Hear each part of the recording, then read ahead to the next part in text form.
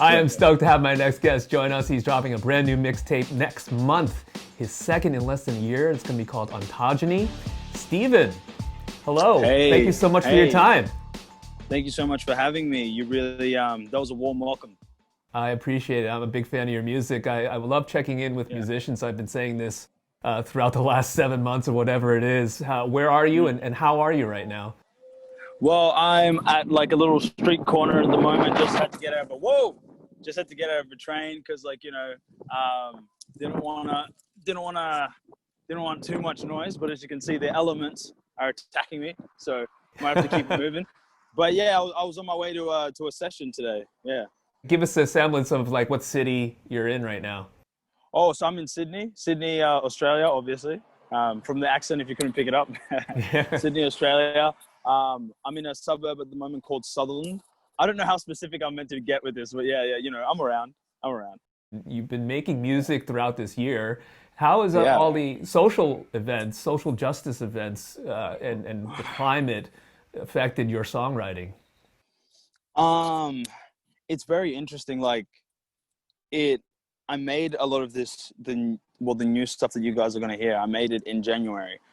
So that was, or January, February. So that was before COVID and not before the movement, because to be honest, like, to sort of touch on the Black Lives Matter movement, I remember when I think I might've been 14 at the time or 13. That's when the first strong wave of that movement started. And I think it was off the death of Trayvon Martin. And that's when stuff had gotten started. And I remember being here in Australia and just like not seeing the whole world be hip to it, or seeing it being like a real movement in America, but seeing it not be as big as an issue for the whole world. You know what I mean? And it was just an American sort of movement. And I remember feeling passionate about it and being like, damn, why don't enough people care?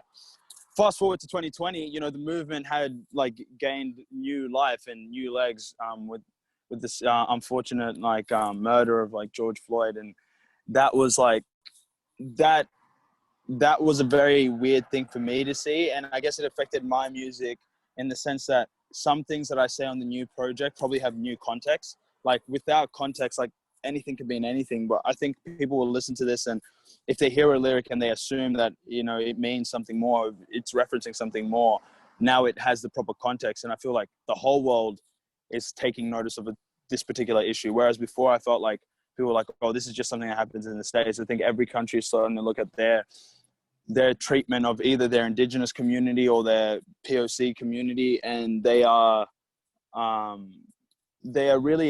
thinking about it. Like it isn't the same way that it was when I was like 13, where it was just like, you know, I was like living in Australia being like, damn, like this is happening in the States, but there's situations like this like all around the world, and why aren't people caring about it? I feel like the movement has become globalized in a very interesting way. Music is such a reflection of these moments, just like it was in the 60s with Bob Dylan and the Flower Power movement here in the States. There's so many bands that totally captured the feelings and the vibe of that time, both anger as well as the hope. As you move forward, how mindful will you keep these things? I will, with music, it is always, for me, music making and the process of like releasing music and creating music, I'm so heavily involved. Like I write all my own music, and I produce I produce all of my music as well. Like this new project, I produced it alongside like a good friend of mine. His name's Lucian. But it was still a process where I was very much involved in every single song, like sonic decisions, playing stuff. Like, so for me, music is always on a personal level. And I feel like what I go through in my life reflects in my art. I feel like 2020 is like that moment where it's just like, nah, wake up. And I want my project to be like that. Like I want young people to listen to this project and be like, yo, like, okay, it was like Just Kids was like, it's a vibe and it's true. But so is this, you know? So is the idea of growing up, taking responsibility, owning up to a lot of your own emotions and how you treat people. Like across the whole project, that's what I'm talking about. It's my relationship with people and my relationship with my feelings, and how like some feelings aren't healthy and some things that you do aren't healthy, and you need to have enough determination to overcome those unhealthy feelings and become like a fully functioning adult. I'm curious, where does this Yeah. emotional intelligence come from? Because it doesn't just come naturally to people to deal with their feelings in such a raw manner. I honestly, I wouldn't be able to pin it on one thing, but I will say like from since I was, I don't know, since I was able to speak, probably my parents and particularly my dad, he would just, oh, he used to tell me this thing about responsibility, and he probably helped me define becoming a man in the most healthy way possible. Like it was nothing to do with being macho. It was nothing to do with, dominating other people. And he's just like, what makes you a man is taking responsibility. And he told me, he's just like, it happens in different stages, right? The first stage of responsibility is being able to take care of yourself and being responsible for your actions, your thoughts, and your emotions. Before you do that, you can't even call yourself like a fully functioning like adult, let alone a man. You need to have responsibility for yourself, your actions, your emotions, your thoughts. And then after that, you try and take responsibility for something else, whether that be like a hobby, whether that be your family, whatever, taking care of something other than yourself, taking responsibility of something other than yourself. That's the second stage. So serving yourself, serving, let's say I'm going to say family. And then the final one was like, no, not even the fun one. He's just like, then the other step to that is serving your community, like being of use or taking on responsibility that ends up serving your community. And then on top of that, that serves your nation. And it's just like, most people, probably never get to either of those, but it's just like the pursuit of that is what makes you a healthy man. It's what will make you feel complete. The story is that you stumbled upon Yeah. music basically through your father's cassette Yeah. collection, and you got Yeah. inspired by the different acts that he had on those tapes and the Yeah. music that he was listening to. But then you also Yeah. taught yourself guitar, being a fan of John Yes. Mayer and things like that. Yeah. So, Yeah. in a way, he kind of already set the table for you to have that drive, to have that will to take that first step into becoming a man. 100%, 100%. And that's why, like, I was having a similar conversation with a friend just yesterday, actually, and we were talking about the like home situations and how much like I was remember telling her, I was just like, I really value the how much like what you hear at home can affect you. It like even besides just finding my dad's cassette tapes and starting to pick up all these instruments, and he influenced me in that way. Another great thing that he did for me was just being like, oh, you can do it. You know what I mean? He was just like, you can do it. And it was weird. He was never like over the top with it. He was just like, you're the best. I never got any of that, but he's just like, if you want to do something, you have every capability of doing it. I owe a lot to my family situation. I know some people aren't lucky enough to have that, like a really strong foundation, but it's influenced everything, and especially the music. Since we're having such an inspirational talk right now, give me your 5 year plan. I feel like you have a 3 year plan, a 5 year plan. I feel like there's something that you're trying to achieve here.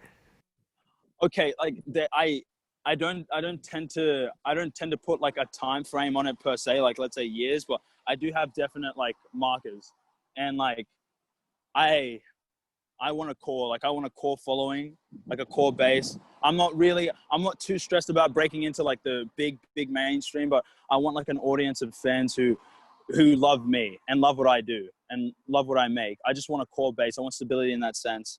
In 5 years time, I would have put out like an album for sure, like my first debut project, and it's going to be sick. I want to have like a huge effect on like my community, especially in Sydney, Australia. Like I feel like I feel like there's need of something that like just that reinvigorates the scene. Like you're from the States, so like what it's like to have a scene that's alive, and especially like California or whatever, like LA, like it's alive. Like artists are coming in and going out every single day, and there's a scene there. I want that to be like a reality here in Sydney, and I've recently been making friends with people who are around the same sort of like ends for me and same age with the same hunger, same passion, and like in 5 years time, I want to see all of those become the biggest things. And I want to see like a natural scene. I was expecting Yeah. you to talk about your acting aspirations as part of those goals. Oh no! Who told you? Who I told found you? I Who found out told some things. you? Oh, who told? Okay, look, I want to branch out in a few different things, like other than music, but like I try and keep it low key because, I like obviously not to a crazy degree, but I do just want one day to just surprise like the fans or like my viewership. It's like, yo, I'm in this show or I'm in this movie. But yeah, I do. I would like to sort of branch out try my hand at acting, only because like I feel like I've got the sensibility for it, in the sense that I've got a pretty big personality, and like I've done stuff. I've done like little stuff before, like with some friends and stuff locally, but like it'd be cool definitely to try my hand at that, and why not? I am very much a fan of you now more Thank you. than before when we started. I was just a fan of your music, but now I'm actually a fan of you, your family, your father. Next time around, I want to bring your dad into this, because I really am curious 100%. about his mentality. Because God, everything that you described is exactly what a man should be, what a human being should be, quite frankly. 100%. Yeah, true. 100%. But we're very excited for this mixtape, Ontogeny. November 22nd is what I understand it will be dropped. Yeah. And great speaking with you.